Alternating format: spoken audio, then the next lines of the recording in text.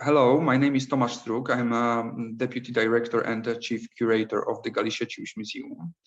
And because of the situation with which we are all facing these days, we do many events online. This is one of those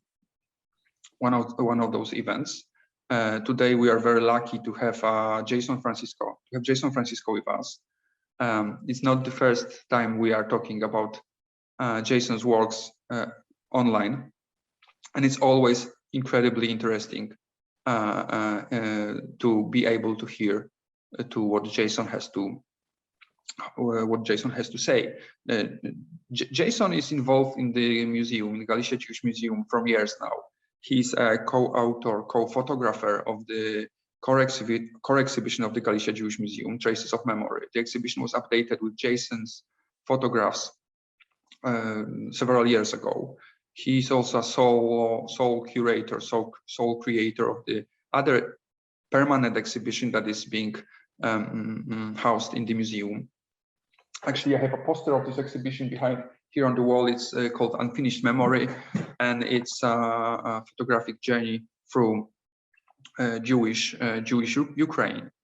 We also cooperated on a number of other projects, including temporary exhibitions, lectures, panels, and so on and so forth. But today we are meeting here because Jason just recently published a book. I actually got it from the post office yesterday, so the timing was quite all right.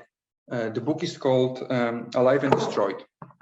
And if you are familiar with Jason, if you will go to his website, there is dozens of different projects, and one of the sections of the website is called Jewish projects, if I remember correctly. And at the very top of these many projects, there is Alive and Destroyed. And this is for a reason. This is probably the most important of Jason's projects concerning the Central and Eastern Europe and the spaces in which the Holocaust had happened. It deals directly with the issue of memory versus remembrance, and is a result of more, if I'm correct, more than 10 years of traveling through the post-Holocaust space, or something which in one of his essays Jason referred to as a Holocaust land. It's a very particular project and particular way of photographing. This is a book of photographs. This is a book of images. I reckon there's around 150 of them, and Jason will in just a minute will tell us more about this work. I just have a technical information. This is being recorded, so later on it will be available to watch on our website and Facebook.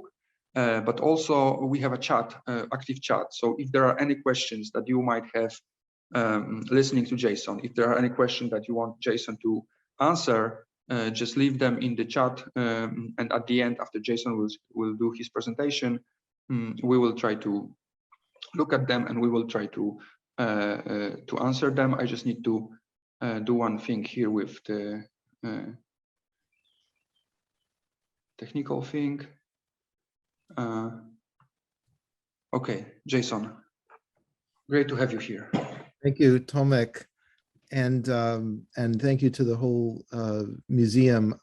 Yes, the Galicia Jewish Museum and I have done lots of things over the years, and I have always felt, since the first time I walked into the museum in 2010, I guess, that it was a kind of home to me, and in many senses, not only an intellectual home, but really a community of friends and fellow travelers. And so this is the first presentation that I've done about this book online, and it seems totally fitting that it should be with Galicia. I have a talk that I've prepared, which will last, half an hour, maybe a little longer than half an hour. And then we can speak openly at the end of that. I'm not going to answer questions from the chat during that time, but afterwards we can do that. So let me go to my prepared item.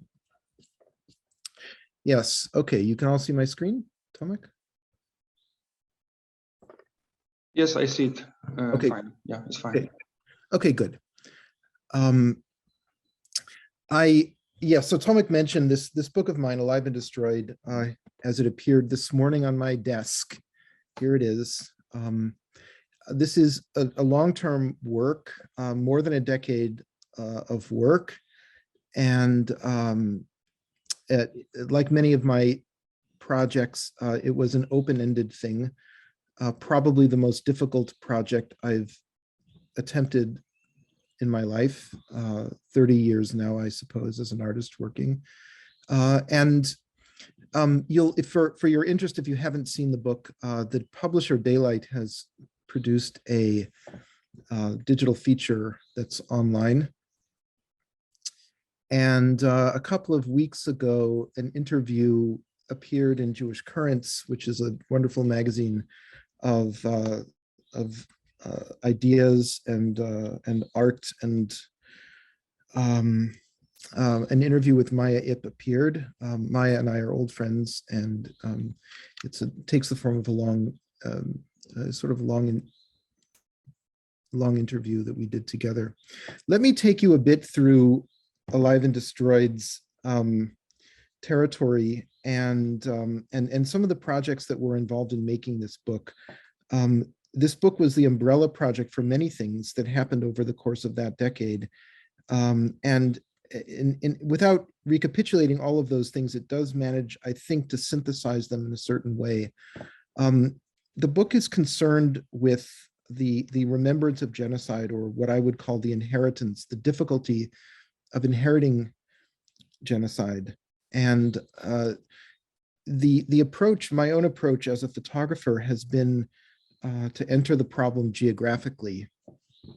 This is a map that appears in the book of Europe under Nazi occupation, and the black shape here represents the territory that my book covers, which is more or less from Riga in the north to Bucharest in Romania in the south, and from Berlin in the west all the way to Kharkov in Ukraine in the east.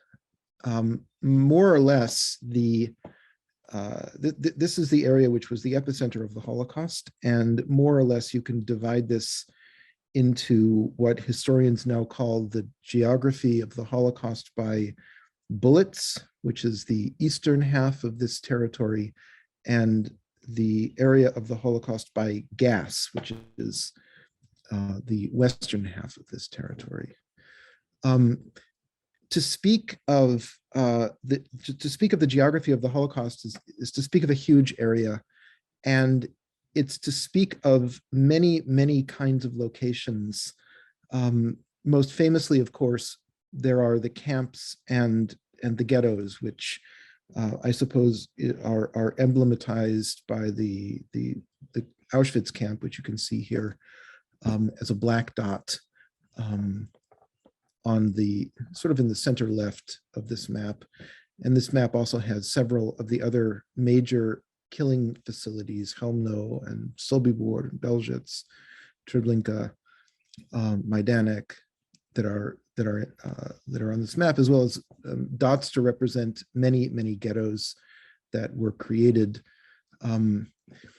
We can also think of this territory in terms of killing sites dispersed across the places where Jews lived. This is a map that was produced by the organization called Yachad and Unum, which is an organization dedicated to forensic exploration of sites of the Holocaust, mostly in this case the the eastern side of this territory, the Holocaust by bullets.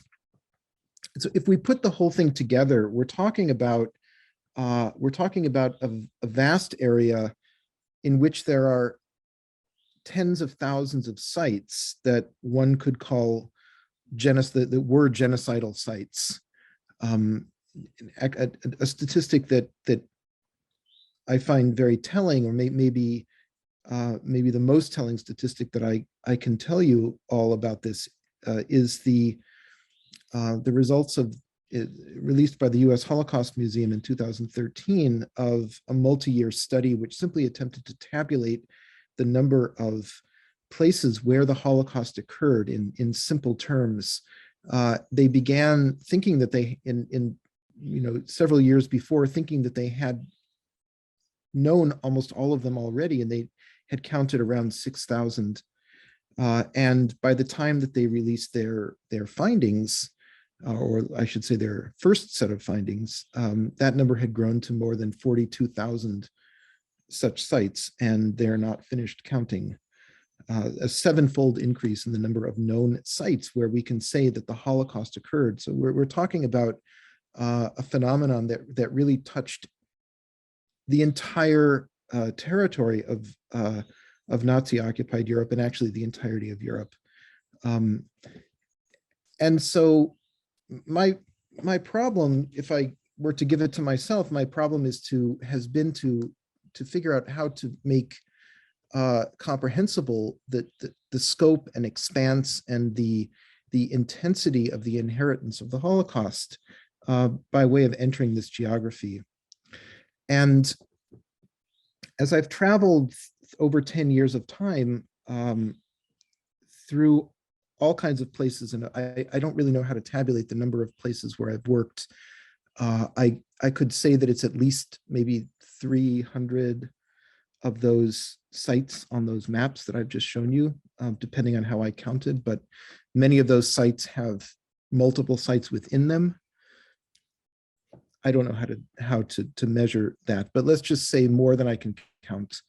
And I've learned something about what the Holocaust in situ is. And I would propose to put it this way, this what I've written on your screen.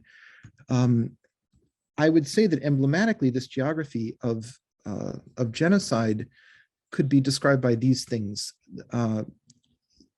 Places where the testimony of the place is conflictual. It's precisely conflictual, where there are traces, but these traces may be legible or they may be illegible. They may be direct, they may be indirect. Often they're places where knowledge of history is not reconciled to what can be perceived. Secondly, they are places where whatever urgency we bring to remember genocide in them seems to lack a kind of urgency in the place itself, or paradoxically, you could say that the need to remember lacks the quality of necessity in them. Loss is a very central experience and a very central problem to remembrance. And very often, at least to me, it's felt as if in these places, loss has a kind of force, again, paradoxically, a kind of agency or means to itself.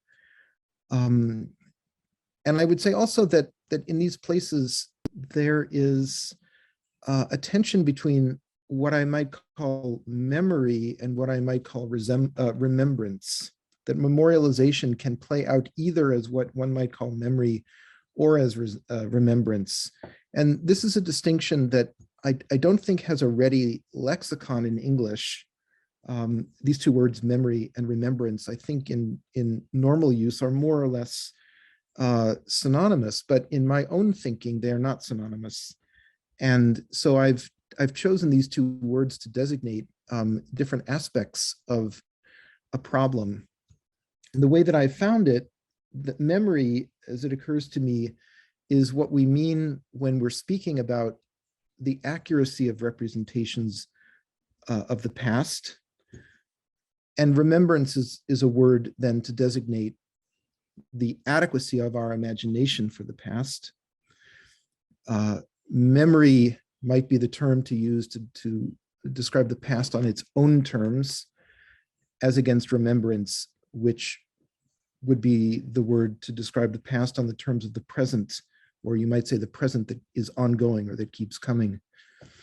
And memory would be the term that I would use to describe the instrumentalization of the past, that is nationalism, especially nationalism and competitive victimhood, and remembrance I would use to describe something other than the politics of resentment and the urge to rank historical crimes or historical atrocities. My work, if this distinction or this set of distinctions makes sense, I would position my own work definitely on the side of remembrance and not on the side of memory. That is, this is work that is engaged with the imagination of the past on the terms of the present, that is our own need to learn to inherit it, and definitely remembrance that rejects the politics of resentment and any claim to rank historical misery.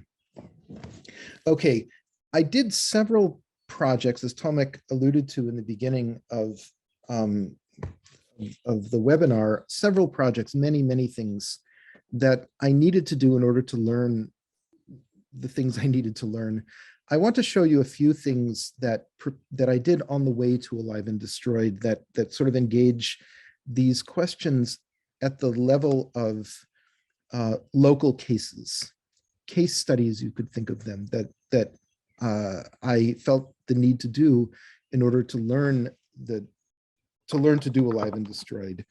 I have three of them that I'd like to take you through briefly. One of them concerns the city of Łódź in Poland. You can see this is a map of Poland before the Second World War. This is the pre-war map of Poland, and Łódź is in yellow there on the more or less on the western side of Poland at that time. Łódź was the site of the longest extant ghetto that the Nazis created. And without going into the long story of the Łódź Ghetto, the Łódź Ghetto was one of the first things that I came to study. Oh, this is going back into the 90s, when I discovered the work of the photographer Mendel Grossman, who worked for the Jewish Council in the Łódź Ghetto as an official photographer, although he came to do a project that was actually quite independent, and even to which the Jewish Council was hostile and forbade him to do. But he decided to use his camera to describe what it was to live under German occupation, to use photography as an act of resistance, more or less in the way that other kinds of Jewish organizations set out to document the experience that they were going through, most famously the Oneg Shabbos group in the Warsaw Ghetto. Grossman was a kind of an example of exactly this kind of work, although mostly in the sense working independently. And he photographed Jewish experience under ghettoization, which meant the things that constituted daily life, the smallest things, the most important things, hunger, sanitation, and then of course he photographed the deportations and the profound losses. He photographed the political conflicts inside the ghetto. And Grossman's work was extremely powerful to me when I first encountered it. And starting in 2010, and then in several subsequent visits to the city of Łódź, I decided to make what I thought of as a kind of homage to Mendel Grossman, who really, even today, is a hero for me. I went to the places where the Łódź Ghetto existed, the place in the northern part of the city of Łódź, the Bałuty district. And I used two cameras. I used a handheld digital camera, and I used a large format camera on a tripod, basically a contemporary 19th century camera. And I created a dialogue of photographs, which I came to call an homage to Mendel Grossman. And in doing this work, the dialogue of pictures that I made really set forth for me one of the fundamental terms by which I might approach the visual description of remembrance, or the inheritance of genocide, which was the simple discovery of a two-handed approach, taking different kinds of photographs and putting them into a kind of open-ended searching status, or a kind of open-ended relationship in which each kind of picture would establish a way of thinking about this place on its own terms, and then in relationship to the other kind of photograph. So you can see that the color pictures maybe represent a sort of informational or factual kind of approach to the place, where to look into the picture means to grasp, to have a sense of comprehension, or a sense of control, visual control over what one is looking at. And the black and white photographs made with the large format camera loosen that sense of control, or create a sense of the non-understanding, or the drift from understanding that's also present in these places. In other words, I discovered in doing this work a kind of productive dialectic. That's the way I would put it. A kind of a dialectical approach in which neither kind of picture makes a claim over meaning, but the two of them together, made to lean on each other, if you want, begin to introduce questions about the meaning of remembrance. I'll show a few more of these photographs. Now, this book is accompanied by an essay, and that's also typical of many of these projects. They are a sequence of photographs that are then joined with a piece of writing, which I myself do. This is exactly the form that Alive and Destroyed also takes, although they are not accompanied by captions. That is, the individual photographs are not accompanied by specific captions. This is something that I wrestled with a great deal. And in some cases, my decision not to use captions may have been for the worse. For example, in this particular case, I look at this photograph, and there's this good argument to include a caption. The site that we're looking at here is a site in the former Warsaw Ghetto, where the head of the Jewish Council, Chaim Rumkowski, made a famous speech demanding that the people living in the ghetto give him his children, their children, as he said. He demanded that the Germans were demanding numbers for deportation to Chelmno, and the Chelmno killing site. And Rumkowski finally demanded that people turn over their children for deportation. This caused a huge revolt among many people in the ghetto. This was the site of that speech. But in general, I did not attach captions to these photographs for the sake of allowing a kind of openness of imagination play. In other words, not to weight things too much on the side of information, when the very point of this was to create a sense of imaginative entry or associative entry into these places.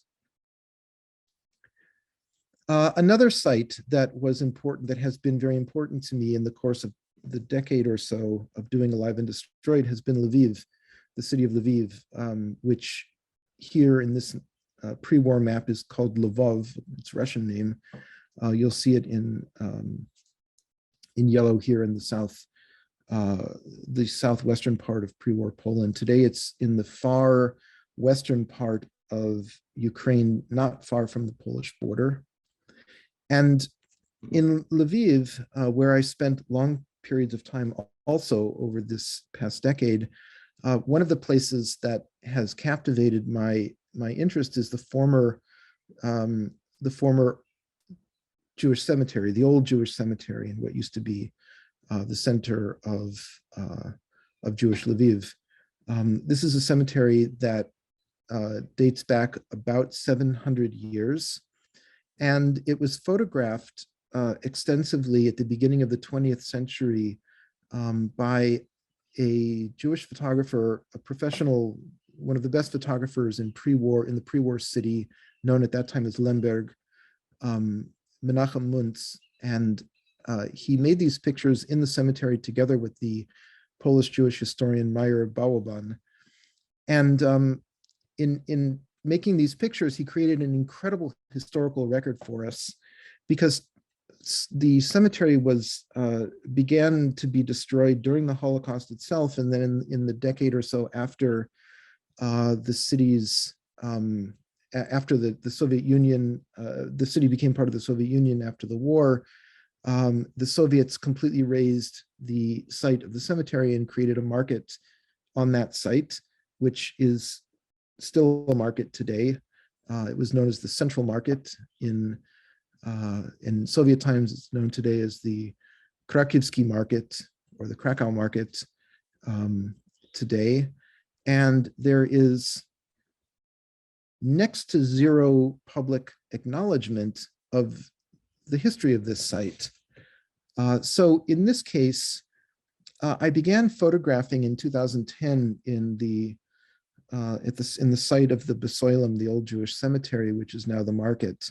And it was exactly for the sake of putting together a clash of different kinds of pictures that I made this book, which I titled The Everyday Life of Mutilated History.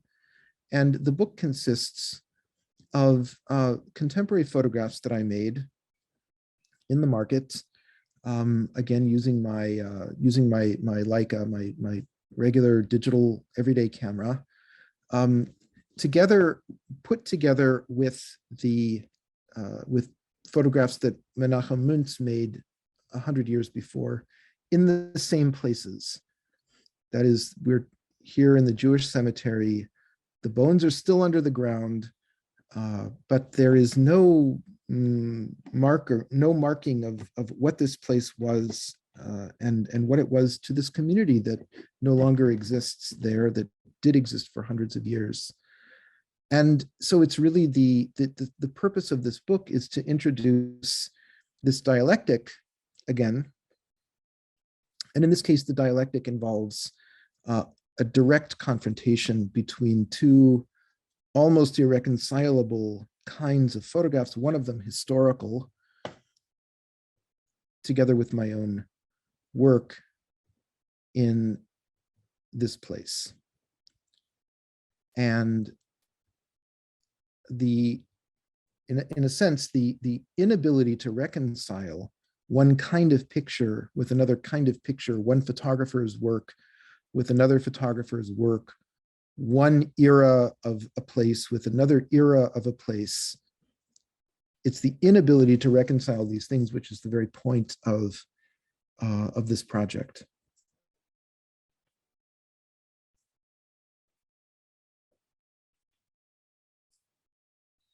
And in this photograph, you can see that at the top of the picture is a fragment of a tombstone, a Jewish tombstone. Actually, the 4 blocks that are in the center right of the picture and the other fragments are also Jewish tombstones. The cemetery's tombstones were pulled out of the ground, and they were taken to many parts of the city, and they were used as building materials. This is not only something that happened in Lviv, it happened in many, many places. And if you travel through the geography of the Holocaust, you'll more often than not find Jewish cemeteries to be empty places without tombstones or only a few tombstones.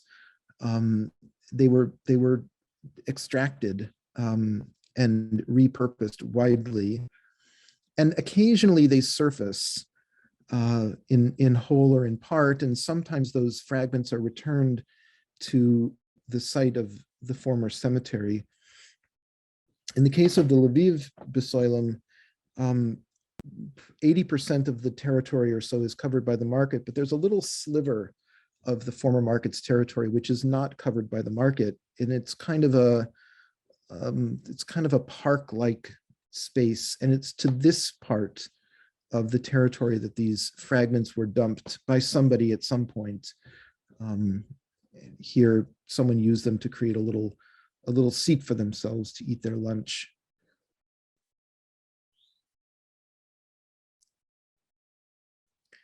And this is an overview of the market. You can see in the background that Moorish dome belongs to the former Jewish hospital of Lemberg, which was right at the very edge of the old Jewish cemetery. I should mention also that the cemetery, it had something like 30,000 graves in it, and Bauerban called it a pantheon of Jewish Lviv.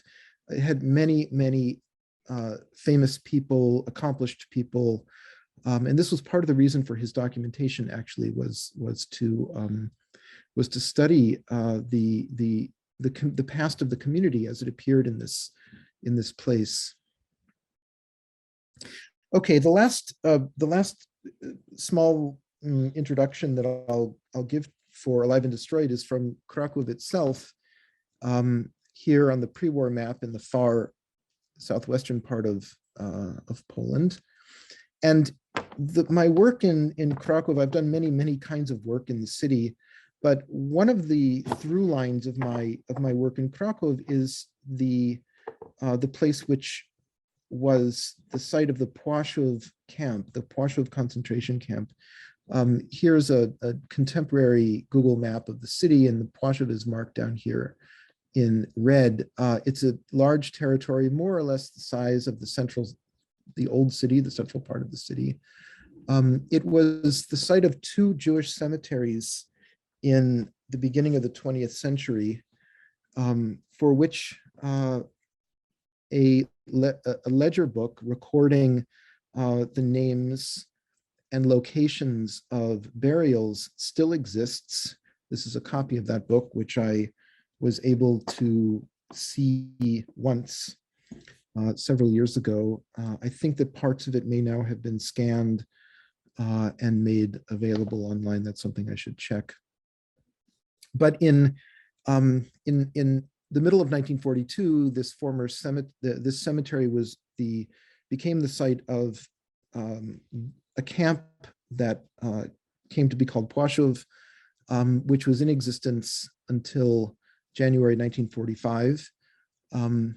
It had many different functions during that time. It served as a labor camp. It was a transit camp. It was a killing center of its own. Its story is closely linked to the story of the Warsaw Ghetto. There were approximately 30,000 prisoners who passed through the camp, and the death toll at the camp is now estimated at around 10,000 people, or maybe slightly fewer, but anyway, quite a significant number of people were murdered in this camp. There were, at the time, something like 11 mass graves, whose corpses were exhumed at the end of toward the end of the war in an attempt to eliminate the evidence of atrocities and crimes. Witnesses speak of 17 truckloads of human ashes that were scattered across this territory. The photograph here shows the camp at sort of the height of its size in the middle of its existence in 1943 or 1944. And the Płaszów camp is until recently, was the last large major Nazi camp that was not under the auspices of a museum or a cultural organization. That rather recently has changed, and now it's under the auspices of the Historical Museum of Krakow, which is planning to open a museum on the site. But for many decades, it was kind of a no man's land that existed. It was kind of an empty space, or a non-space, you could say, in the center, in the city of Krakow itself.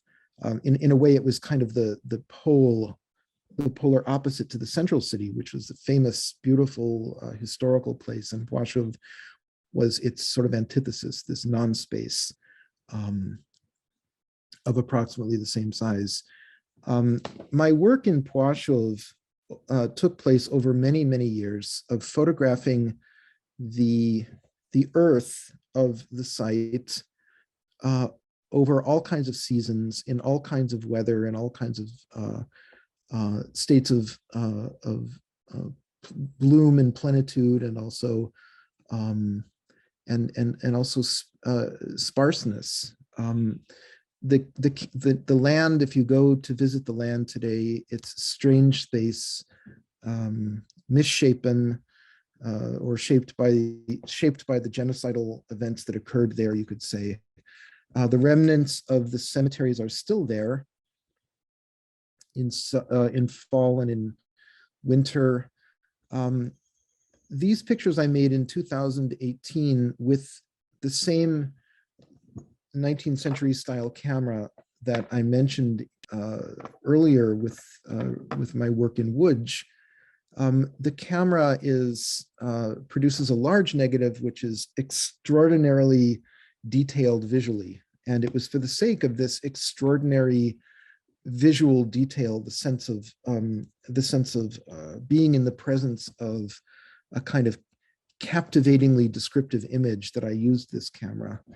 I don't know if maybe that quality comes through over the Zoom link and the internet and so forth.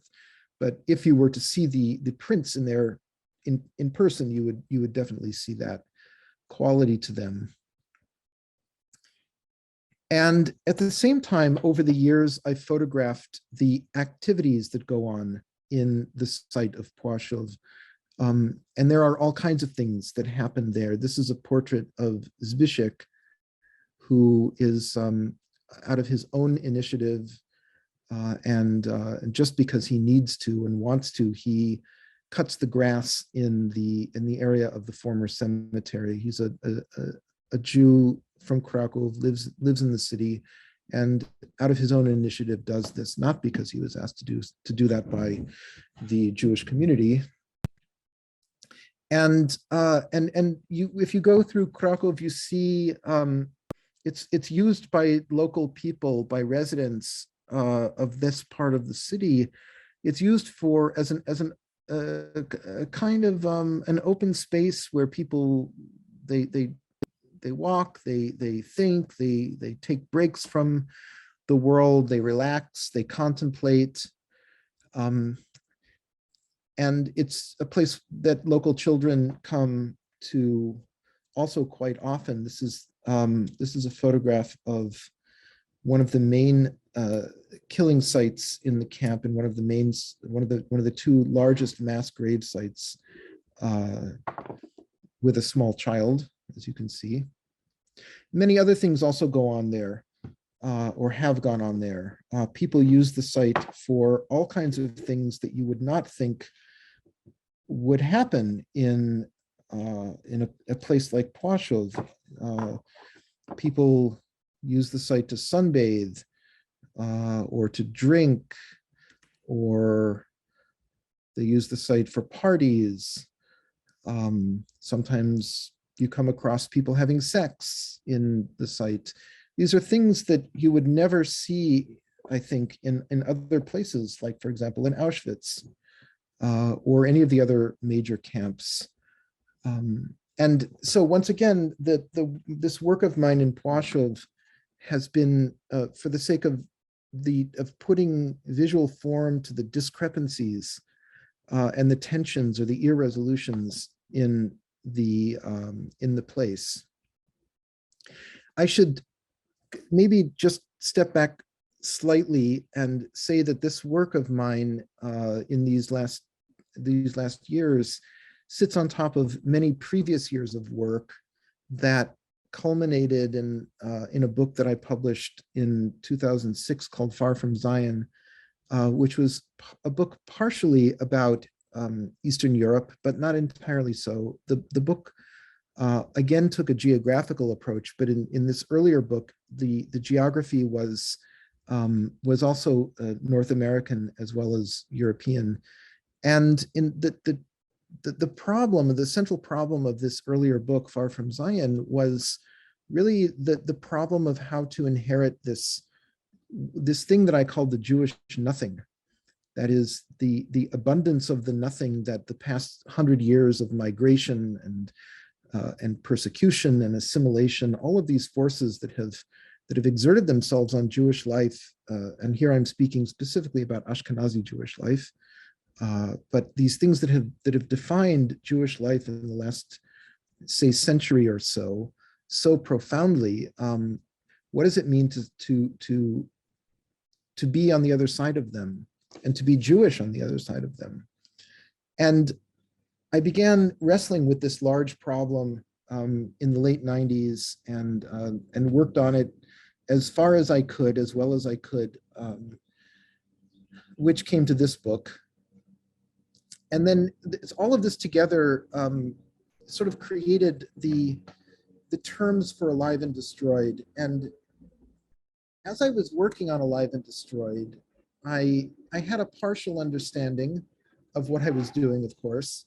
In the year now or so since the book has been finished, my understanding of what I was doing has sharpened, and I can speak about it now in a way that I don't think I could have spoken about it quite so directly during the years that I was making it.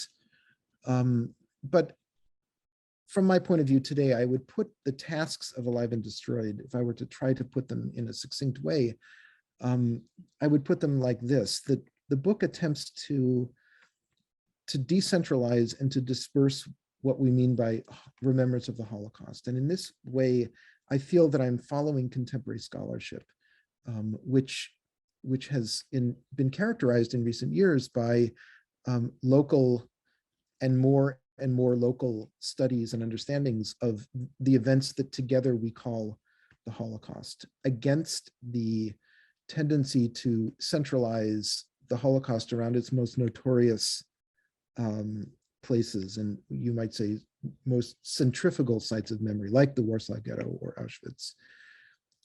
Secondly, my problem has been to de-objectify the remembrance of the Holocaust, to make work which in some sense allows the mixture, I would call it a volatile mixture, of incomprehension and argument and loss and reclamation, all of these things as they churn within a person who attempts to remember, all of this against the idea that we can create a static memory object of the Holocaust. I feel that doing that really distances us from the Holocaust more and more, and I worry about the fate of the Holocaust in its objectified form in collective memory. And then thirdly, I would say that my problem has been to find a visual language for this dynamic practice of remembrance, using photography, specifically using photography. And photography, I think, is broadly associated with the act of capture, or what I think is more properly called the metaphor of capture. We think of photography as a medium that captures things for us, holds them in fixed forms. I would link this more deeply to the carceral urges of modernity. But against all of that, I want to use photography to do something like the opposite, to release or to uncapture a more nuanced a form of historical understanding, and a more compassionate form. And I think photography is a very good medium for this, precisely because of photography's ability to blend information and poetics, and to put forth a sense of presence and absence both, and also, as I've tried to show, this ability to put dialectical meaning together in visual form. It took me quite a long time to work out the aesthetics for Alive and Destroyed. You saw that I began to work them out in the photographs from Łódź. But I wanted to show you something like what the difference is between a, let's say, more conventional photograph and the aesthetics of Alive and Destroyed. The conventional picture here is on the left, and the picture from Alive and Destroyed is on the right. The left picture I made with my Leica, the right-hand side I made with the 19th century style camera with an antique lens, as it turned out. And you can see that the left-hand photograph presents everything in a kind of equalized state of sharpness and visual access. And the photograph on the right-hand side does something very different. We have a corridor of focus, which in this case is running at an angle more or less from the lower left to the middle right. And we see that the other parts of the image are in much more inchoate or some other form, not a sharply described visual form, but some other kind of visual form. The site, by the way, this is Babi Yar outside of Kiev, the site of one of the most famous massacres that took place during the Holocaust. This is another example. This is the synagogue in Žiežmariai in Lithuania, not far from the city of Kaunas. This is a picture I made with my Leica, and this is a photograph of the same place that I made with the large format camera in the style that I came to use for Alive and Destroyed. This picture is not in the book.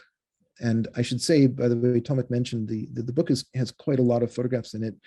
It has a fraction of the photographs that I actually made. There are some 3,000 photographs that comprise the entirety of this project. It is, I suppose, possible to digitally fake the effect that I'm going for. This is a digital approximation of what I might have made had I been working with my usual large format camera. But in fact, it turns out that there are many things about the process of working that you cannot duplicate with, post facto with digital processes. And it was very important to me to make the work for Alive and Destroyed without digital manipulation. The photographs I made on film, I then scanned them. They became digital artifacts after being scanned, but I wanted to understand the photograph and to find the photograph and to be present to the photograph in the place itself. I wanted there to be some gestural wholeness to that. In some cases, the work in Alive and Destroyed took place in well-known sites, but for the most part, it took place in virtually unknown sites or all but forgotten sites dispersed throughout this big geography. One example of a photograph that took place in a well-known site is a picture I made here in this courtyard in Krakow, which was famously photographed by Roman Wiśniak, the great photographer of pre-war Polish Jewish life. A picture that Wiśniak mistakenly called the entrance to the ghetto. This is in fact a courtyard in the middle of the Kazimierz district, which is the historic Jewish town in Krakow. And this is the way that I photographed the very same courtyard for Alive and Destroyed. I made this picture in 2018 while living in Krakow, just around the corner from this place. So if I were to sort of synthesize what's going on here, in Alive and Destroyed, there's a documentary dimension to it and a poetical dimension to it. And in contrast to projects that use documentary ends for documentary means, or maybe also in contrast to projects that use poetical ends for poetical means, this project does both of those things. There is a documentary dimension to it and there is a poetical dimension to it. But I think it's also a project that manages to cross means and ends so that it uses, you can see these photographs as using documentary means for poetic ends and also poetic means for some documentary ends. And that creates, I hope, a dimensionality to this work. Let me show you a sequence of photographs from Alive and Destroyed. And rather than speak over them, I think it will be better to just show them to you and let you see them, or even, or I would say receive them right now.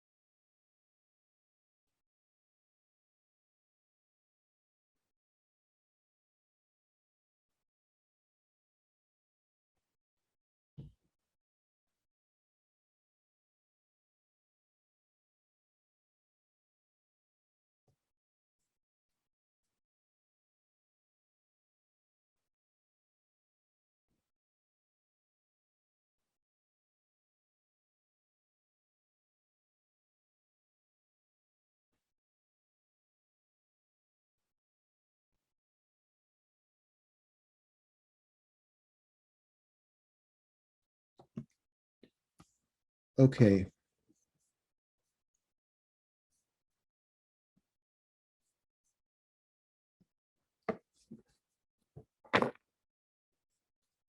Tomek, are you there? Yes. You're muted. Tomek, you're muted.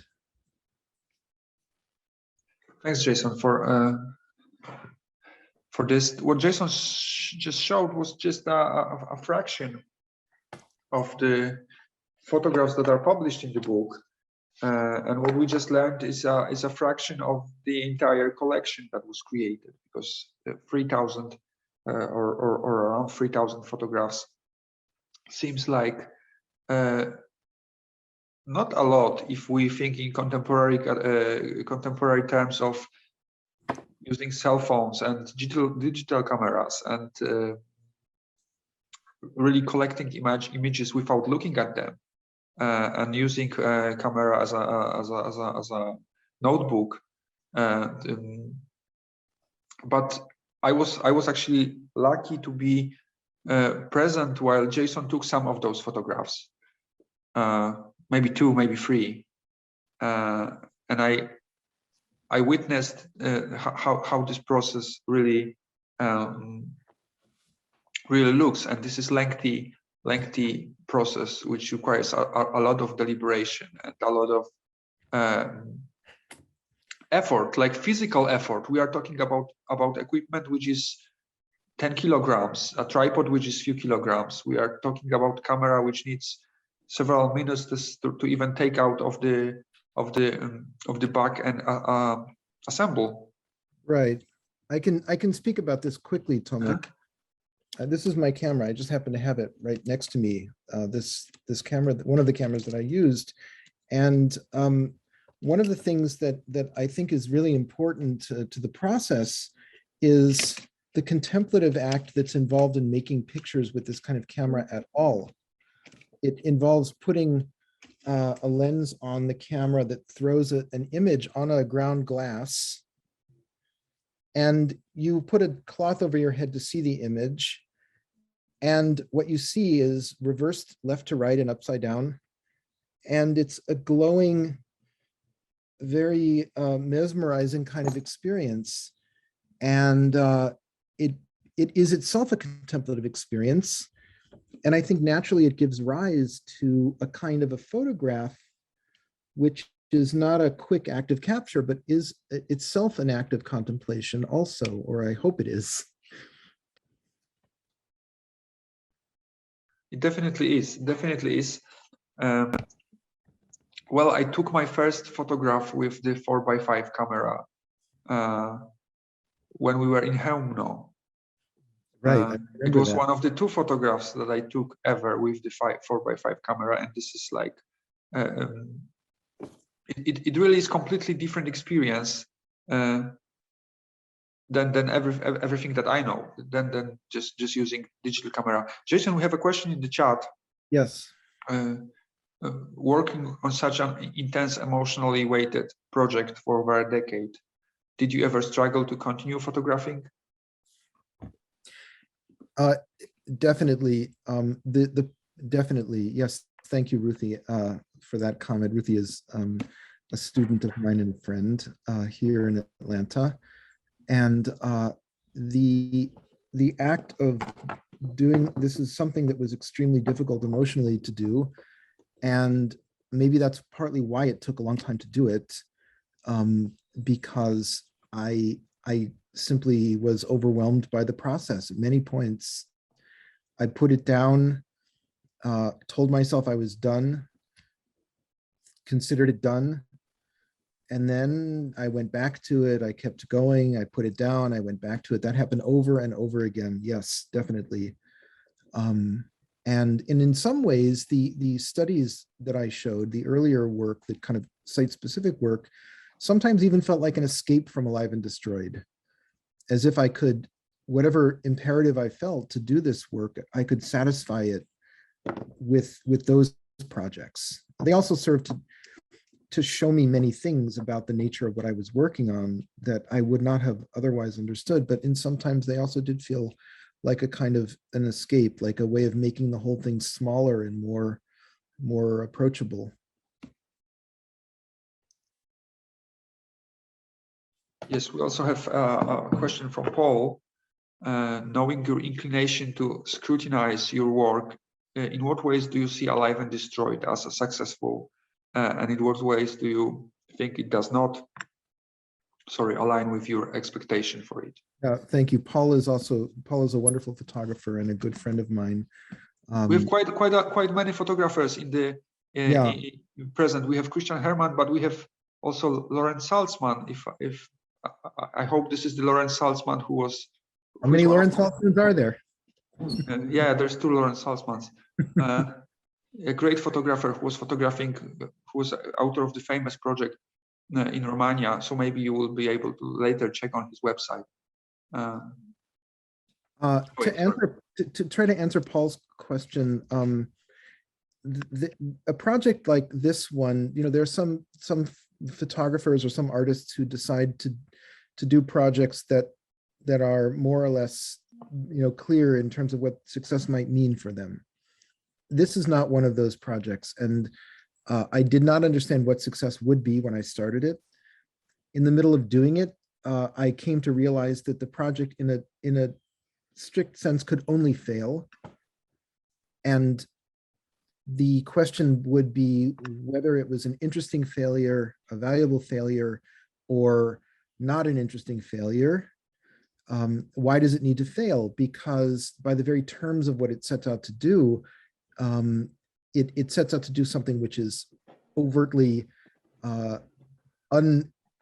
unachievable, or there's no way of measuring what achievement would be with a project like this. It sets out to summon states of awareness or senses of contact. It strangely sets out to use photography to address invisible things, a medium which is so closely aligned with visuality and that things that actually are dependent on the light rays of the world. To use that to address invisible things seems like it's overtly an impossibility. And so, in some sense, failure is guaranteed in a project like this one.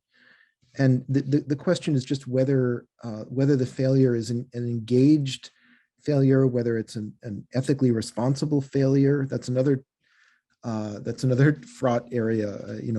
That I wrestled with continuously. What does it mean to use historical atrocity as the basis of one's own work?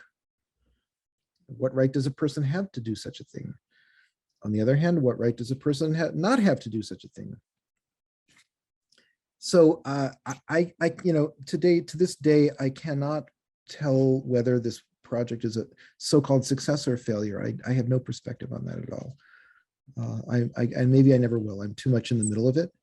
I can tell you on any certain day what pictures seem to get somewhere for me and which ones don't. And that changes. It's changed over time. Some pictures that seemed extremely important seem now unimportant, and vice the reverse. I think, in other words, the creative process doesn't end with the appearance of a book. That was actually my question, because it always seemed to me that this is one of those projects that you never really finish making. Well, exactly. This is a certain kind of temperament, I guess, that's drawn to large open-ended projects of this kind. But the book usually make sort of a closure to the project, and the book, you can publish the second book. But there is another thing which I want to ask you about, because the book is one thing, but it's sort of almost like a double closure, because you were coming to Europe on a regular basis for like 20 years, and now there's this longer break, which you are, in States, which maybe made you to finish the book. I don't know. Maybe it was. Yes, yeah, that was a factor. Yes. So you will come to, hopefully, this spring, this summer, to Poland, to Ukraine. If it will be possible, because we know all what is happening. So I wonder if it's possible that you will look different at the same landscape. Certainly I will, and I expect that I'll continue making photographs for this project, at least some photographs for this project, because I've learned not to foreclose. With Far From Zion, I continued making photographs for that book after the book was published. And I expect the same thing will happen. Just because a book is published doesn't mean the creative work is over. And for many photographers it is, but I don't see this project as, and your project, many of your projects, as something that is finishable. Well, I think that, you know, in my case, I tend to work on many things simultaneously. I have some attraction to projects that take a lot of difficulty and years to understand, that seem bigger than me. In other words, I don't just execute them into existence because I thought of it, but I have to discover it, actually discover it. And the process of discovery it takes time and chance and effort and fate and all of those things to happen. And I have the sense that it discloses itself in time. If I'm right with the world and right with myself, it can happen. Well, not sure if I see all the questions. Laurie is asking, what's the balance between documentary and poetics? Which is more important for you in this project? They're equally important, and they're equally important. If I wanted to do a project just about documentary, I would have certainly done the project much more like I did the work for Galicia Jewish Museum, which is really a straight ahead documentary approach in which I used the conventional terms of all over sharpness and compositional integrity and stability and so forth. And I wrote texts for every single photograph and I annotated and described and researched and so forth and so forth. And at a certain point with Alive and Destroyed, I thought that I would do something similar. And many of the photographs I actually did write little essays about that were going to accompany them in the book. And then at a certain point, I realized that weighted the work too much on the side of information, too much on the side of a sense of control over what was going on, when the very point of this project was to introduce that dialectic or that balance between understanding and not understanding, or insight and feeling, unconsummated feeling. So I would say that they're equally. I'm trying to find that space between them. Just one more question from Larry. It was actually posted before. What inspired you to work in such an original, visually dialogical way instead of more usual single-minded perspective? I don't, that's a good question. I don't know if I can answer it. It's just sort of how my brain works, or how my heart and brain work together. I don't know why I'm like that, but it seems to come from some source that I can't really account for. Anyway, I'm not sure if there are any other questions. I'm sure that everyone can contact Jason using links published on his website. I think it's jasonfrancisco.net. And yeah. Mm-hmm. Yeah. Before that, I posted a link to the publisher's website where you can get a book if you are interested in getting a copy of this book. Yes, and maybe I should mention that I myself have. You can of course buy the book anywhere you buy books. It's available everywhere. You can also buy directly from me if you like, and I do have special editions to sell that are coupled with original prints made by me. That is the book plus an original signed print. Highly recommended. I actually got one, and I'm so excited about it. Yeah. Please feel free to contact me. There's actually one of the pages on my website is about that, the deluxe edition of the book, and you're welcome to contact me about that. And as I said, that Jason was not in Poland, not in Europe for 3 years now. 2.5 years, yeah. I'm sorry, but we hope to have him here in 2019. One of the things we did together was that Jason was leading a group to Ukraine. I became a tour guide. I'm laughing at myself. Very specific kind of tour guide. Very specific kind of tour guide. It's like experience like no other experience, I guess, for those who participated. I didn't, but we hope to have it maybe this year. But this is of course complicated. We all know what is happening in Ukraine, or we don't know what is happening in Ukraine. You can also phrase it like that. A very poetic tour guide. Yes, yes. Yeah, it was basically a kind of a rolling conversation that took place through many towns and sites that are related to Jewish history, not Holocaust history only, but all kinds of things related to Jewish history in Western Ukraine, centered around the city of Lviv. And we had a group, and we spent, I guess, several days going from site to site, talking through all kinds of issues that are related to looking and seeing and remembering and so forth and so forth. It was actually a very deep experience. But if this happens, this will of course be posted on our website. Thank you everyone for spending this time with us. Thank you to everyone, and again, Tomek, thank you. I really recommend to get the book or to look at photographs on website. One story that I don't think Jason mentioned was for me how this project started when he visited his ancestral town and visited the Jewish cemetery. I will not tell details of this story, but it was really moving to read that bit in the book. And this is something which is alone worth getting the book, not to mention the photographs. Thank you very much. I hope to see you again, and good night and good luck. Okay, Shemashia. Bye bye. Thank you everyone.